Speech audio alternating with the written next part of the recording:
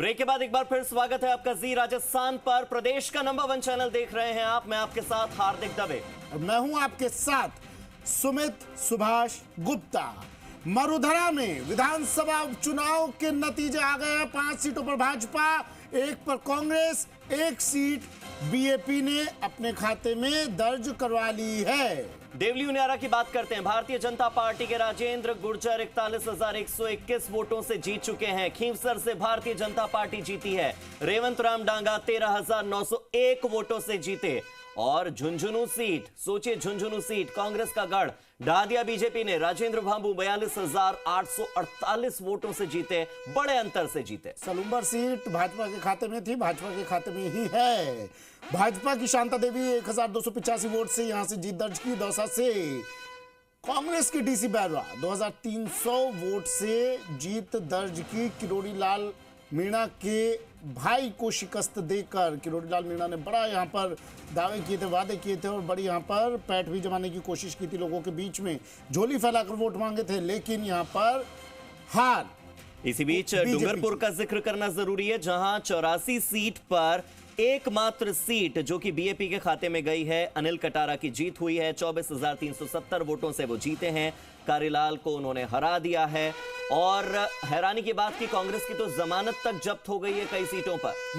रामगढ़ से भाजपा के सुखवंत सिंह 14,096 वोट से जीते और कांग्रेस की जमानत जब्त।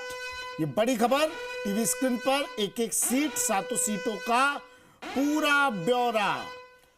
तो देखिए रामगढ़ सीट जहां पर 13,614 वोटों से सुखवंत सिंह बीजेपी के जीत गए हैं।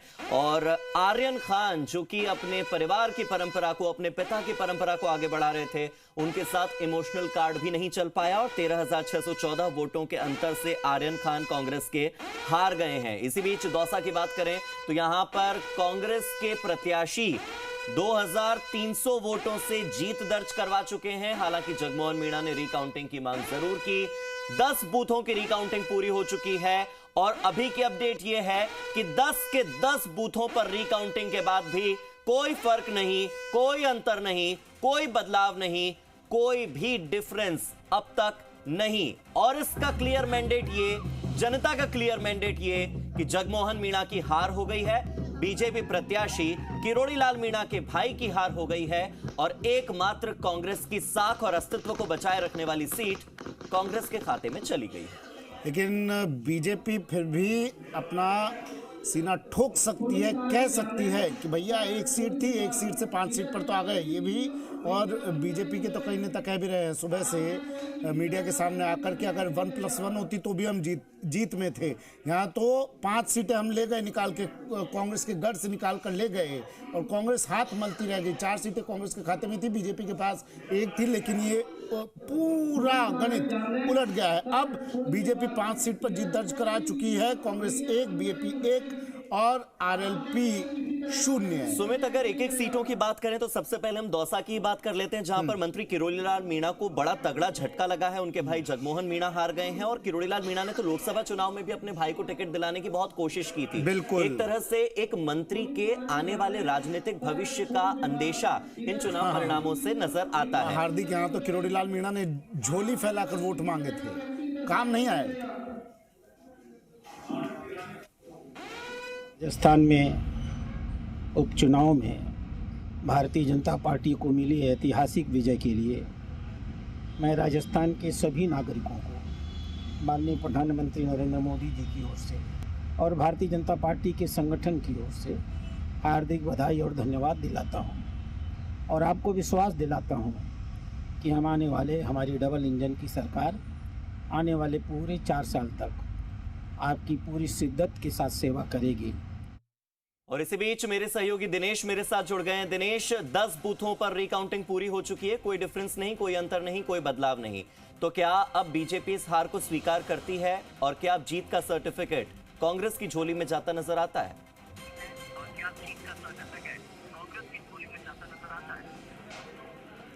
बिल्कुल हार्दिक, 10 जो मतदान केंद्र थे, 10 जो मशीनें बीजेपी ने दी थी, उन पर पूरी तरह रिकाउंटिंग प्रक्रिया पूरी हो गई और भाजपा को अब हार स्वीकार करने के अलावा कोई ऑप्शन भी नहीं बचा, क्योंकि एक ऑप्शन ये लास्ट था कि रिकाउंटिंग करवाई जाए। निर्वाचन अधिकारी और जो ऑब्जर्वर है उनके साथ वार्ता की गई और वार्ता के बाद ये डिस्कशन में फाइनल हुआ कि 10 बूथ सेलेक्ट किए जाए जिनकी रिकाउंटिंग की जाए और फिर रैंडमली 10 बूथों पर रिकाउंटिंग करवाई, लेकिन बदलाव कहीं नजर नहीं आया। परिणाम में कहीं कोई अंतर या कोई फ्लेक्सिबिलिटी नजर नहीं आई। अब बीजेपी के पास कोई रास्ता नहीं बचा हार स्वीकार करने के अलावा। वही कांग्रेस को अगर देखा जाए तो कांग्रेस की हैट्रिक दौसा विधानसभा के लिए हो चुकी है। लगातार विधानसभा की दिनेश, कांग्रेस की हैट्रिक हो गई है और सचिन पायलट का कद भी और ज्यादा बढ़ गया है क्या, ये बताइए इस सीट पर जीत से? हालांकि जो 7 विधानसभा के उपचुनाव थे उनमें महज 1 सीट कांग्रेस को मिली है, लेकिन बड़ी उपलब्धि है कांग्रेस के लिए 1 सीट जीतना, क्योंकि डॉक्टर क्रोडेललाल मीणा के वर्चस्व की ये सीट थी और उसी वर्चस्व की लड़ाई में कांग्रेस ने डीसी बैरवा को ये सीट जिताई है। दिनेश, आवाज सुन पा रहे हैं आप मेरी? गढ़ माना जाता है दौसा, और ये कहीं ना कहीं बदलाव अगर परिणाम भी देखे जाए तो सचिन पायलट की बड़ी भूमिका रही। हालांकि मुरारीलाल मीणा सहित तमाम कांग्रेसियों ने यहाँ पे जमकर मेहनत की। क्रोडेललाल मीणा भी लगातार यहाँ पे डेरा डाले हुए थे और उन्होंने। दिनेश, अगर आप तक मेरी आवाज पहुंच पा रही हो तो अभी की अगर बात की जाए, आप कह रहे हैं किरोड़ीलाल मीणा का जो वर्चस्व है, एक तरफ किरोड़ीलाल मीणा का वर्चस्व है तो दूसरी तरफ सचिन पायलट का भी तो अस्तित्व है। सचिन पायलट की पहुंच भी तो इस सीट पर अच्छी खासी थी।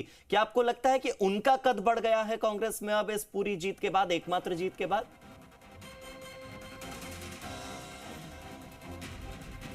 तो दिनेश से हम फिर जुड़ने का प्रयास करेंगे। सुमित, दौसा पर यह चर्चा लगातार हो रही थी, इसी बीच देवली उनियारा सीट पर थप्पड़ कांड हुआ और उसके बाद भारतीय जनता पार्टी की जीत। इस प्रकरण का चर्चा होना, इस प्रकरण का जिक्र होना भी बहुत जरूरी हो जाता है। लेकिन हार्दिक, देवली उनियारा भी 10 साल बाद भारतीय जनता पार्टी के खाते में आई है। थप्पड़ कांड के बाद भाजपा ले गई इस सीट को निकालकर। क्या नरेश मीणा का ये थप्पड़ कांड कांग्रेस का अगेंस्ट गया क्या? क्योंकि कह चुके कई नेताओं ने कहा था कि नरेश मीणा तो हमारे कार्यकर्ता थे, हालांकि बाद में वो इस बयान से बचते हुए भी नजर आए। लेकिन नरेश मीणा का थप्पड़ कांड क्या कांग्रेस के वोटों में सेंध लगा गया क्या, ये भी अब राजनीतिक गलियारों में चर्चा होनी शुरू हो गई है। लेकिन लब्बो लुआब हार्दिक इस पूरे सिनेरियो का ये कि जो ऊपर टैली चल रही है वो आप देख लीजिए, लब्बो लुआब यही है। लब्बो लुबाब ये है कि भजन और मदन दोनों ने कमाल कर दिखाया है और उस कमाल के लिए ये आंकड़े काफी हैं।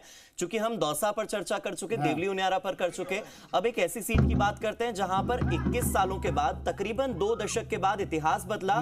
और ये भी कहना ज्यादा नहीं होगा, अतिशयोक्ति नहीं होगा कि अभी तक की झुंझुनू की सबसे बड़ी जीत अगर किसी को मिली तो वो बीजेपी को मिली है। ये देखिए, झुंझुनू में जो भारतीय जनता पार्टी के प्रत्याशी हैं उनकी तस्वीर भी हम आपको दिखा रहे हैं। आप देखिए, राजेंद्र भांबू जो हैं उन्होंने झुंझुनू से जीत दर्ज की और झुंझुनू के इतिहास की सबसे बड़ी जीत। सुमित, बिल्कुल। और अब तक कांग्रेस का ही गढ़ कहा जाता था ये, लेकिन बीजेपी ले गई इसे भी निकाल कर। और झुंझुनू की बात कर लीजिए, आप देवली उनियारा की बात कर लीजिए, हार्दिक सिर्फ 1 सीट पर थी बीजेपी और 1 से 5 का आंकड़ा छूना ही बीजेपी के लिए बहुत बड़े मायने हैं ये। हालांकि सरकार पर इससे कोई फर्क नहीं पड़ने वाला था और जनता ने भी मायने क्या निकाले, ये अभी गोविंद सिंह डोटासरा भी कह रहे थे कुछ देर पहले।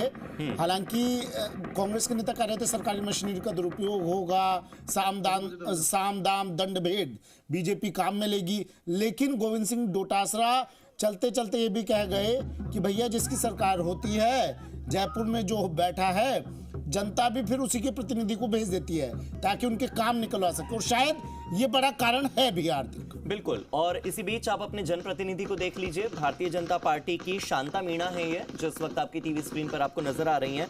सलुम्बर सीट से उन्होंने जीत दर्ज की है। हालांकि जीत का अंतर बहुत कम है, 1285 वोटों से ही वो आगे रही और जितेश कटारा को उन्होंने हरा दिया।